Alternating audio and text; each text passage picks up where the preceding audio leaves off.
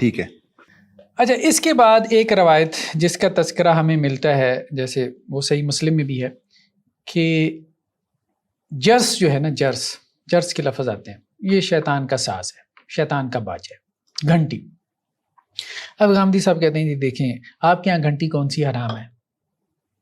آپ کے یہاں کون سی گھنٹی حرام ہے؟ ٹھیک ہے، وہ ہمارے یہاں اسکول میں بھی، بلکہ بعض مدارس میں بھی، جب ایک پیریڈ سے دوسرا پیریڈ، ایک حصہ سے دوسرے حصہ میں آپ جاتے ہیں تو وہ گھنٹی بجتی ہے، ٹن.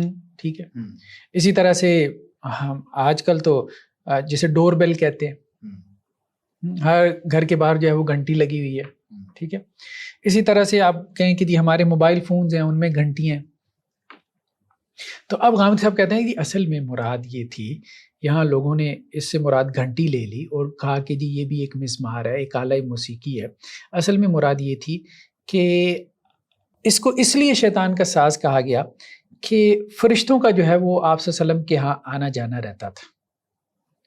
تو اب یہ گھنٹی کی آواز وہ فرشتوں کے آنے جانے میں کیا ہے، رکاوٹ کا باعث بنتی تھی.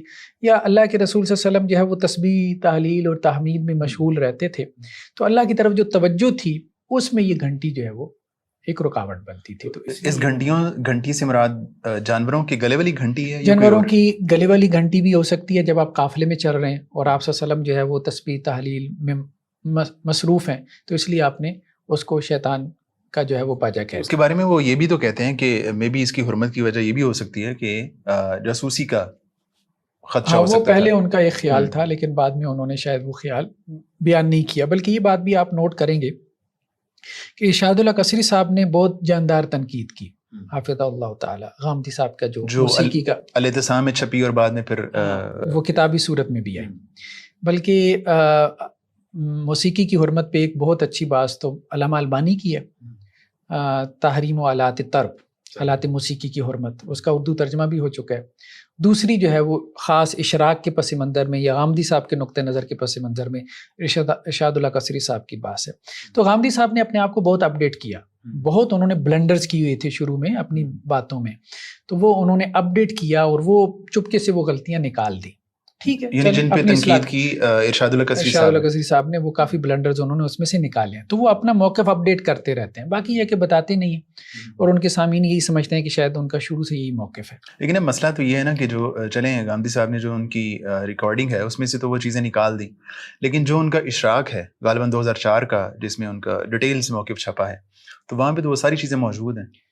دیکھیں نا، بعد میں لکھنے میں بھی میزان کے بھی تو ایڈیشن اپڈیٹ ہوتے رہتے ہیں نا، وہ چیزیں بھی اپڈیٹ ہوتی رہتی ہیں. لیکن بہرحال ابھی ہم اس روایت کو سمجھنے کی کوشش کرتے ہیں. ایک تو غامدی صاحب نے توجیہ بیان کی، انہوں نے کہا کہ جی یہ جو سنن ترمذی کی روایت ہے کہ جس قافلے میں کتا یا گھنٹی ہو تو فرشتے اس کے ساتھ نہیں ہوتے، تو اس سے مراد یہی ہے کہ کتا اور گھنٹی جو ہے وہ فرشتوں کے آنے میں رکاوٹ بنتی ہے. ٹھیک ہے، یا پھر یہ ہے کہ جی گھنٹی شیطان کا ساز ہے، یا یہ بھی کہا گیا کہ جس گھر میں گھنٹی ہو تو اس میں جو ہے وہ فرشتے نہیں آتے. ٹھیک ہے، تو اس سے مراد بھی وہی ہے کہ جی تسبیح و تحلیل میں یہ گھنٹی رکاوٹ بنتی ہے یا فرشتوں کے آنے جانے میں رکاوٹ بنتی ہے. دیکھیں یہ ایک توجیہ ہے، لیکن اصل میں جب ہم اس قسم کی روایتوں کو سامنے رکھتے ہیں تو ہمیں یہ بات ملتی ہے کہ یہاں جرس سے مراد ایک خاص قسم کی جرس ہے جسے جلجل کہتے ہیں. اہل لغت کے یہاں آپ دیکھیں جرس کو جب ڈیفائن کیا جاتا ہے تو کہا جاتا ہے کہ ایک جرس صغیر ہے، چھوٹی جرس، اس کا نام جلجل ملتا ہے. یہ جلجل کا ترجمہ ہم اردو میں گھنگرو کرتے ہیں. اچھا، سنن ابی داؤد کی روایت ہے کہ ایک لونڈی جو ہے نا وہ ام المومنین حضرت عائشہ کے پاس آئی اور اس کے پاؤں میں جلجل تھی، گھنگرو تھا. تو انہوں نے کہا بھئی اس کے گھنگرو کاٹے بغیر اس کو میرے پاس نہ لے کے آنا. ٹھیک ہے، اور ساتھ میں تبصرہ کیا کیا کہ جس گھر میں گھنٹی ہو فرشتہ اس میں داخل نہیں ہوتا. اب یہ اس روایت کا پس منظر ہے کہ ایک لونڈی کے پاؤں میں گھنگرو ہے اور ام المومنین کہہ رہے ہیں کہ میرے گھر میں یہ داخل نہ ہو. ٹھیک ہے، کیونکہ اس کے پاؤں میں گھنگرو ہے. کیونکہ اللہ کے رسول صلی اللہ علیہ وسلم کا فرمان کیا ہے کہ جس گھر میں گھنٹی اس میں فرشتہ داخل نہیں ہوتا. تو اس گھنٹی سے کیا مراد ہے؟ جرس سے مراد جرس صغیر یعنی جلجل یعنی گھنگرو. اسی طرح ابو داؤد کی ایک اور روایت ہے کہ حضرت عمر رضی اللہ عنہ نے ایک لونڈی کے جلجل کاٹ دیے تھے. یعنی لونڈیاں جیسے آج کل ہمارے ہاں ایک خاص وقت تھا طوائف وغیرہ کوٹھوں پہ ناچتی تھیں تو وہ پاؤں میں گھنگرو باندھ کے ناچتی تھیں. ٹھیک ہے، رقاصائیں ہوتی تھیں لوگوں کو خوش کرنے کے لیے. ٹھیک ہے، باقاعدہ ایک پیشہ تھا ہمارے یہاں، وہ پیشہ ور مغنیہ ہوتی تھی. یہ بیسیکلی وہ پس منظر ہے. اس وقت بھی اس کلچر میں بھی یہ چیزیں جو ہے وہ موجود تھی، تو اس لیے اس کو پسند نہیں کیا گیا کہ عورت اپنے پاؤں میں جو ہے وہ گھنگرو پہنے. ٹھیک ہے. اب سب مطلب ایک سوال یہاں پہ ایک یہ پیدا ہوتا ہے، یعنی جس طرح آپ نے تذکرہ کیا کہ جو حرمت ہے موسیقی کی وہ ایک خاص فریکوینسی سے نکلنے والی آواز کی ہے، تو ظاہر جو گھنگرو ہے اگر ایک خاتون وہ پہن کے چل رہی ہے تو وہ ایک خاص فریکوینسی سے تو آواز میں بھی نہیں نکلے گی نا، جسٹ جو ہے وہ اس کی آواز ہوگی اس کی موسیقی کی طرز کی، لیکن وہ اس خاص جو ہے فریکوینسی کے ساتھ نہیں نکلے گی، تو پھر اس کی حرمت کس طرح بیان ہو سکتی ہے؟ دیکھیں یہ بات ہمارے ہاں جو ہے نا قرآن کی یہ جو آیت ہے نا وَلَا يَضْرِبْنَ بِأَرْجُلِهِنَّ لِيُعْلَمَ مَا يُخْفِينَ مِنْ زِينَتِهِنَّ، کہ وہ عورتیں جو ہے سورہ نور میں یہ آیت ہے کہ اپنے پاؤں زمین پہ مار کے نہ چلیں جس سے ان کی مخفی زینت ظاہر ہو جائے. اس سے مراد پازیب لی گئی ہے. اب پازیب میں تو وہ گھنگرو بالکل بہت چھوٹا ہو جاتا ہے.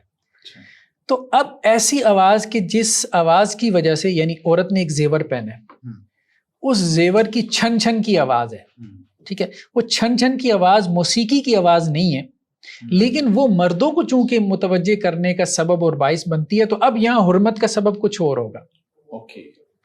یعنی ہر جگہ حرمت کا سبب ایک نہیں ہو سکتا، ٹھیک ہے.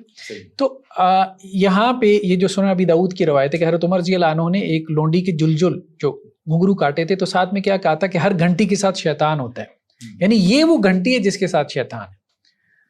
جو ناچنے گانے والی ہیں، جو عورتیں ہیں جو اپنے پاؤں میں گھنگرو پہن رہی ہیں، تو وہ گھنگرو جو ہے آپ یوں کہیں گے کہ اس کی حرمت وہ ہمیں چونکہ صریح نص سے مل گئی ہے تو اب وہ حرام ہے. تو یہ روایت صحیح ہے؟ ہاں ہاں بالکل بالکل. تو غامدی صاحب نے جن حدیث کا تذکرہ کیا ہے اس میں اس روایت کو موضوع بحث بنایا یا نہیں؟ میں نے اس حوالے سے ان سے کوئی بات سنی نہیں ہے، میں نے نہیں سنی اس حوالے سے. اسی طرح وہ تو یہ کہتے ہیں نا کہ وہ 26 احادیث ہیں میں بھی حسن یا صحیح درجے کی، تو اس کو انہوں نے مطلب تفصیل سے. اسی طرح ایک سنن نسائی کی واضح روایت ہے کہ جس قافلے کے ساتھ جلجل ہو تو اس کے ساتھ فرشتے نہیں ہوتے. تو گویا جرس کی وضاحت جلجل کے ساتھ کی گئی ہے. دیکھیں جرس کی ایک صورت ہے کہ وہ اعلی اطلاع ہے، جیسے ہمارے ہاں الارم ہوتا ہے، جیسے منبہ کہتے ہیں، ٹھیک ہے، تنبیہ کے لیے. تو اب اگر کوئی گھنٹی متنبہ کرنے کے لیے، جیسے یہ وال کلاک کی گھنٹی ہے، یا ہمارے ہاں جو یہ ٹائم پیس ہوتے ہیں گھروں میں، ہم اس کی گھنٹی لگا لیتے ہیں وقت پہ آپ بیدار ہو جائیں، ٹھیک ہے. موبائل میں آپ کی گھنٹی لگی ہوئی ہے یا ڈور بیل ہے، تو یہ سب اعلی اطلاع ہے. تو جب تک یہ اعلی اطلاع ہیں تو اس کی آواز تو آپ کے کانوں کو پھاڑتی ہے نا، ٹھیک ہے، وہ موسیقیت تو پیدا نہیں کرتی، وہ تو بیسیکلی آپ کو جھنجھوڑنے کے لیے، بیدار کرنے کے لیے. تو اس وقت تک جرس میں کوئی حرج نہیں ہے. ہاں جرس کی وہ صورت کہ جس سے موسیقیت پیدا ہو رہی ہو، جیسے گھنگرو ہے. اسی طرح کہا جاتا ہے کہ دف کے ساتھ نا وہ چھوٹا چھوٹا گھنگرو لگا دیتے تھے دف کے ساتھ اس کے کناروں پہ، اس کو پھر مزہر کہتے تھے. تو مزہر کی حرمت کے بارے میں بھی بعض فقہاء کے اقوال ملتے ہیں. وہ کہتے ہیں نا ہاں کہ جب دف کے ساتھ جو ہے وہ اس کے وہ چھن چھن کی آواز بھی جب آتی ہے تو اب کیا اس میں موسیقیت ہے کہ نہیں، وہ ایک ڈیبیٹ علیحدہ سے پیدا ہوئی ہے. تو کہنے کا مقصد یہ ہے کہ اسکول کی گھنٹی ہو، گھر کی گھنٹی ہو، الارم کی گھنٹی ہو، تو یہاں وہ مراد نہیں ہے. جرس سے مراد عمومی معنی ہے ہی نہیں، اس کا ایک متعین معنی ہے. تو اس لیے اب یہ بات کرنا کہ جی اصل میں یہ بات ساری استعمال کی تھی، پہلے آپ اس کا عمومی معنی مراد لیتے ہیں پھر آپ ساری بات استعمال کی طرف لے جاتے ہیں، یہ غلط ہے، یہ طریقہ ہی ٹھیک نہیں ہے. اس کا عمومی معنی مراد ہی نہیں ہے، اس کا متعین معنی مراد ہے. یعنی متعین آلات موسیقی حرام کیے جا رہے ہیں، متعین آلات موسیقی. اب ان متعین آلات موسیقی کے اوپر آپ مستقبل کے آلات موسیقی کو بھی قیاس کر سکتے ہیں. متعین آلات موسیقی میں جیسے بانسری حرام ہے، طبل ڈھول حرام ہے، ٹھیک ہے، اور اسی طرح سے جو ہے یہ گھنگرو حرام ہے، ٹھیک ہے. تو یہ اب اس طرح کے جتنے بھی اور آلات موسیقی ہوں گے یا ان سے ان آلات موسیقی جیسی آوازیں نکلیں گی، قیامت تک جو بھی آپ بناتے جائیں گے وہ سب حرمت کے دائرے میں داخل ہوں گے. ٹھیک ہے، یہ مراد ہے.